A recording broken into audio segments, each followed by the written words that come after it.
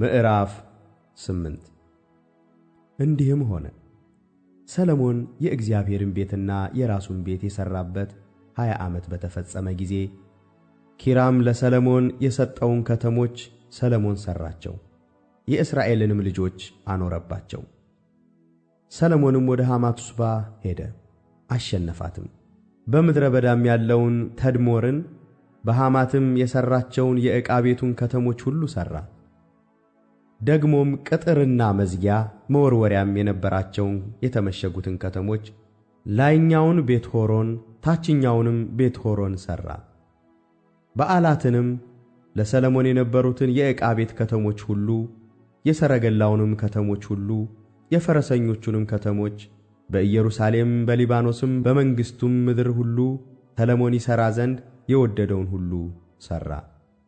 ከኬጢያውያንም ከአሞራውያንም ከፌርዛውያንም ከኤዊያውያንም ከኢያቡሳውያንም የቀሩትን ከእስራኤል ወገን ያልሆኑትን ሕዝብ ሁሉ የእስራኤልም ልጆች ያላጠፏቸውን በኋላቸው በምድር ላይ የቀሩትን ልጆቻቸውን ሰሎሞን እስከ ዛሬ ድረስ ገባሮች አድርጎ መለመላቸው።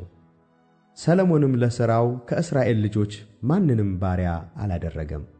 እነርሱ ግን ሰልፈኞች፣ የሹማምንቶችም አለቆች፣ የሰረገሎችና የፈረሰኞች ባልደራሶች ነበሩ። እነዚህም በሕዝቡ ላይ ሰልጥነው የነበሩት የንጉሥ የሰሎሞን ዓይነተኞች አለቆች 250 ነበሩ።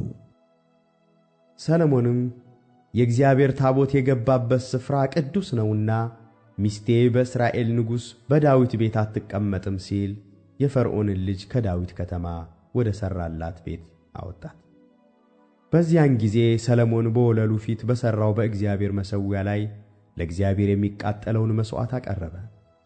ሙሴም እንዳዘዘ እንደ ሥርዓታቸው በየቀኑ ሁሉ በየሰንበታቱም በየመባቻዎቹም በየተወሰኑትም በዓላት በየዓመቱ 3 ጊዜ በየቂጣው በዓልና በየሰባቱ ሱባዔ በዓል በየዳሱም በዓል ቁርባን ያቀርቡ ነበር። የእግዚአብሔርም ሰው ዳዊት እንዲህ አዞ ነበርና ካህናቱን እንደ አባቱ እንደ ዳዊት ሥርዓት በአገልግሎታቸው ሰሞን ከፈላቸው። ሌዋውያኑም እንደ ሥርዓታቸው ያመሰግኑ ዘንድ በካህናቱም ፊት ያገለግሉ ዘንድ በየሰሞናቸው ከፈላቸው።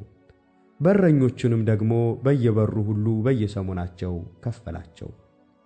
እነርሱም ንጉሡ ስለ ነገሩ ሁሉና ስለ መዝገቡ ካህናቱንና ሌዋውያኑም ያዘዘውን ነገር ሁሉ አልተላለፉም። የእግዚአብሔርም ቤት መሠረት ከተጣለ ጀምሮ እስከ ተጨረሰ ድረስ የሰሎሞን ሥራ ሁሉ የተዘጋጀ ነበረ። የእግዚአብሔርም ቤት ተፈጸመ።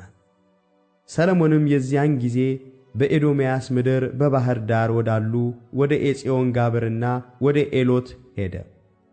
ኪራምም መርከቦችንና የባሕርን ነገር የሚያውቁትን መርከበኞች በባሪያዎቹ እጅ ሰደደለት። እነርሱም ከሰሎሞን ባሪያዎች ጋር ወደ ኦፊር መጡ። ከዚያም 450 መክሊት ወርቅ ወስደው ወደ ንጉሥ ወደ ሰሎሞን አመጡ።